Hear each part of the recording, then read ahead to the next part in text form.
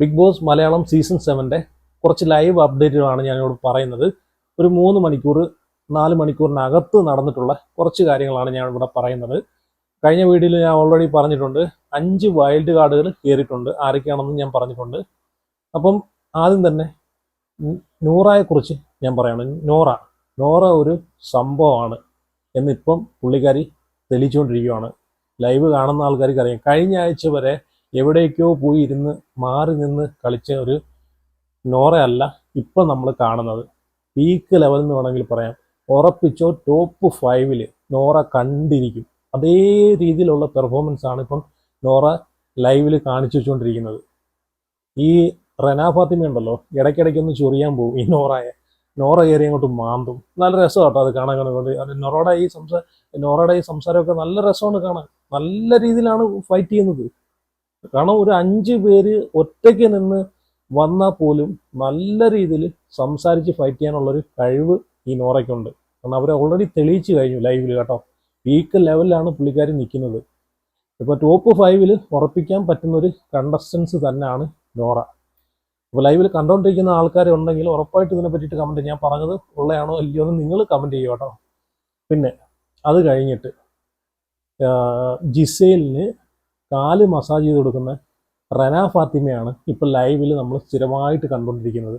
ഇപ്പോഴും ഈ ലൈവിലും 1 മണിക്കൂറിനകത്തും ഇപ്പം ഈ ജിസേലിന് ഈ റെന ഫാത്തിമ കാല് മസാജ് ചെയ്ത് കൊടുക്കുന്നു. ഒരു ദിവസം 3-4 വട്ടം ചെയ്തു കൊടുക്കുകയാണ്. ഇതെന്ത് കണ്ടിട്ടാണോ എന്ന് എനിക്കറിയത്തില്ല. എനിക്ക് തോന്നുന്നു ഈ ജിസേലിന് ഭയങ്കര സപ്പോർട്ടാണ്, പുറത്ത് ഭയങ്കര കട്ട സപ്പോർട്ടാണ്. ഏറ്റവും കൂടുതൽ വോട്ട് ഈ ജിസേലിനാണെന്നുള്ളൊരു ഇതിലാണ് ഈ റെന ഫാത്തിമ ഇപ്പം കാല് മസാജ് ചെയ്ത് കൊടുക്കുന്നതെന്നാണ് എനിക്ക് തോന്നുന്നത്. ആ വകയിൽ കുറച്ച് വോട്ടങ്ങോട്ട് കിട്ടിയാലോ എന്ന് വിചാരിച്ചാന്ന് തോന്നുന്നു. ഈ ലാലേട്ടൻ വരുന്ന എപ്പിസോഡ് ആയിക്കോട്ടെ, ഈ അനുമോളും ജിസേലും തമ്മിലുള്ള പ്രശ്നങ്ങൾ ഇടയ്ക്ക് ലാലേട്ടൻ വന്നിട്ട് ഏറ്റവും കൂടുതൽ സപ്പോർട്ട് ചെയ്ത് സംസാരിക്കുന്ന ജിസേലിനെയാണ്. അപ്പോൾ ഈ റെന ഫാത്തിമ എന്താണ് വിചാരിച്ചിരിക്കുന്നത്, ഈ ജിസേലിനായിരിക്കും ഏറ്റവും കൂടുതൽ സപ്പോർട്ട് എന്നാണ്. അതുകൊണ്ടാണ് പുള്ളിക്കാരിക്ക് ചുമ്മാ മസാജ് ചെയ്ത് കൊടുക്കുക. എന്തൊരു നാണം കെട്ട പരിപാടിയാണ് കാണിക്കുന്നത്. അപ്പോൾ ഇപ്പോൾ ലൈവിൽ മസാജ് ചെയ്ത് കൊടുക്കാൻ നേരത്തെ ഇടയ്ക്കൊന്ന് സ്റ്റോപ്പ് ചെയ്തപ്പോഴത്തേക്ക് ജിസേൽ പറയാം, തടവ് അവിടെ തടവാൻ. എന്തോ ഇതൊക്കെ ഈ കുറച്ചെങ്കിലും ഒരു മാനേഴ്സ് വേണ്ടേ? ഇത്രയും ആൾക്കാർ കണ്ടുകൊണ്ടിരിക്കുന്ന ഒരു പരിപാടിയാണ്. എന്തെങ്കിലും ഇപ്പോൾ ഒരു ചെറിയ എന്തെങ്കിലും ഇപ്പം വേദനയോ പെയിനോ അല്ലെങ്കിൽ ഉളുക്കോ വരുന്ന സമയത്ത് മസാജ് ചെയ്ത് കൊടുക്കുക. ഇത് ഒരു ദിവസം 3-4 നേരം ഇല്ല ചോറ് കഴിക്കുന്ന പോലെയാണ് മസാജ് ചെയ്ത് കൊടുക്കുന്നത്. അതിൻ്റെ ഇടയ്ക്ക് വൈൽഡ് കാർഡായിട്ട് വന്ന 5 പേർക്കും ബിഗ് ബോസ് നല്ല 7ന്റെ പണി കൊടുത്തിരിക്കുകയാണ്. വേറൊന്നുമല്ല, ആദ്യത്തെ ഇവർ എൻട്രി ചെയ്യുന്ന സമയത്ത് നിലവിലുള്ള ആൾക്കാർ വന്ന സമയത്തൊക്കെ ടാസ്ക് കളിച്ചാണല്ലോ ഇവർക്ക് ഡ്രസ്സും കാര്യങ്ങളും അതുപോലെ മേക്കപ്പ് സെറ്റുകളും കൊടുത്തിരുന്നത്. അതുപോലെ ഇവർക്കും ബിഗ് ബോസ് ഡ്രസ്സ് കൊടുക്കുന്ന സമയത്ത് ബിഗ് ബോസിൻ്റെ കുറച്ച് അന്ന് കൊടുത്ത അതേപോലത്തുള്ള കുറച്ച് യൂണിഫോമും കാര്യങ്ങളും അങ്ങനെയുള്ള ഐറ്റങ്ങളാണ് ഇവർക്കും കൊടുത്തത്. ഇവർ കൊണ്ടുവന്ന ഡ്രസ്സും അതുപോലെ ഒരു മേക്കപ്പ് സാധനങ്ങളും ഒന്നുമില്ല. അപ്പം മസ്താനി അങ്ങോട്ട് മാറി ഇരുന്നിട്ട് ബിഗ് ബോസിനോട് പറയുവാണ്, ഇത് വല്ലാത്ത ചീറ്റിംഗ് ആയിപ്പോയി ബിഗ് ബോസ്, ഇത്രയും ചതി നമ്മളോട് വേണ്ടായിരുന്നു. ഇവരിപ്പം നിലവിലിപ്പം മറ്റേ അവർ മുമ്പ് വന്ന കണ്ടസ്റ്റൻസ് ചെയ്തതുപോലെ ഓരോ ടാസ്ക് കളിച്ച് ഇവർക്ക് വേണ്ടുന്ന സാധനങ്ങൾ ഇവർ നേടിയെടുക്കണം. അതാണ് ബിഗ് ബോസിന്റെ മെയിൻ ആയിട്ടുള്ള ഗെയിം. കാരണം ഇപ്പം പെട്ടെന്ന് അങ്ങോട്ട് വന്നിട്ട് ഇതുപോലെ ഡ്രസ്സും കാര്യങ്ങളും അതുപോലെ മേക്കപ്പ് സെറ്റുകളും ഇട്ടുകൊണ്ട് ഇറങ്ങി കഴിഞ്ഞാൽ മുമ്പേ വീട്ടിൽ വന്ന ആൾക്കാർ പരാതി പറയുമല്ലോ സ്വാഭാവികമായിട്ട്. നമ്മളോട് കാണിച്ചത് പാർഷ്യാലിറ്റി ആണെന്ന് പറഞ്ഞിട്ടേ, ഡിസ്ക്രിമിനേഷൻ ആണെന്ന് പറഞ്ഞിട്ട് ഉറപ്പായിട്ടും പരാതി പറയും. അപ്പം അത് ഉണ്ടാവാതിരിക്കാനായിരിക്കും ഇവരെയും ഡ്രസ്സ് അങ്ങനെ ബിഗ് ബോസ് പിടിച്ചു വെച്ചിട്ട് ഒരു ടാസ്ക് കളിച്ച് ജയിക്കുവാണെങ്കിൽ ഡ്രസ്സ് കൊടുക്കാന്നുള്ള രീതിയിൽ എത്തിയത്. എന്തായാലും എല്ലാവർക്കും ഭയങ്കര അടിയായിപ്പോയി. മസ്താനിയൊക്കെ അവിടെ കിടന്ന് കരയുന്നുണ്ട്, ഇത് വല്ലാത്ത ചീറ്റിംഗ് ആയി പോയെന്ന് പറഞ്ഞിട്ട് കരയുന്നുണ്ട്.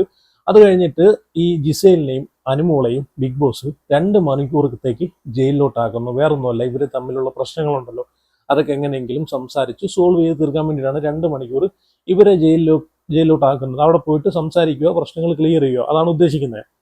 അപ്പോൾ അതിൻ്റെ അകത്ത് കൊണ്ടിട്ട് കഴിഞ്ഞിട്ട് അനുമോള് ഒരു മടി ജിസേലുമായിട്ട് സംസാരിക്കാം. അപ്പം ജിസേൽ ചോദിക്കുന്നുണ്ട്, എന്താ മിണ്ടാത്ത, ലിപ്റ്റിക്ക് വേണമെന്നൊക്കെ ചോദിക്കുന്നുണ്ട്.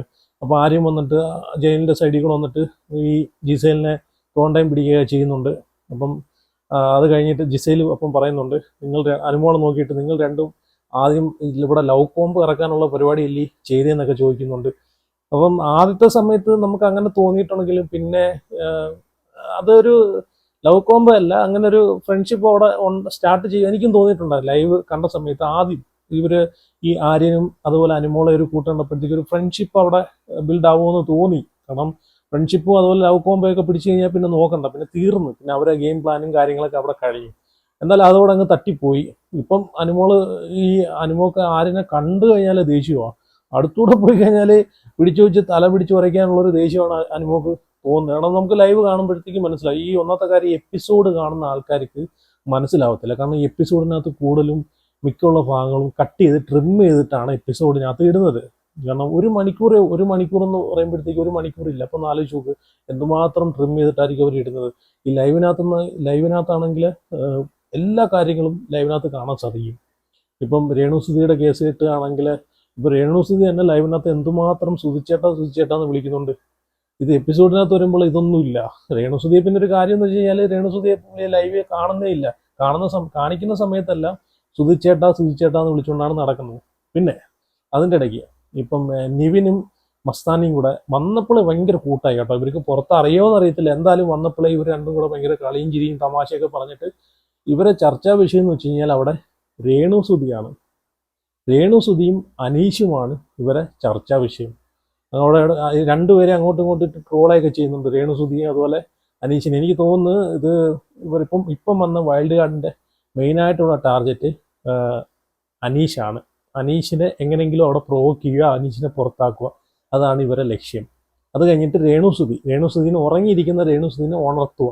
അപ്പോഴത്തേന് ഇച്ചിരി ജനങ്ങളെ കയ്യിൽ നിന്ന് ഇച്ചിരി സപ്പോർട്ട് കിട്ടുമല്ലോ. അങ്ങനെയും ഒരു പ്ലാനിങ് കൂടെ വന്ന ആൾക്കാരും കാണും.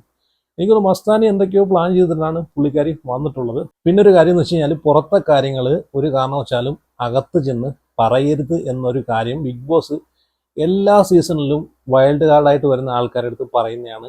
ഈ വട്ടവും പറഞ്ഞിട്ടുണ്ട്. പക്ഷേ ഇവിടെ അനുമോള് ജിഷിനോട് ചോദിക്കുന്നുണ്ട്, ഈ എപ്പിസോഡൊക്കെ പുറത്ത് പോകുന്നുണ്ടോ, വരുന്നുണ്ടോ എന്നൊക്കെ ചോദിക്കുന്നുണ്ട്.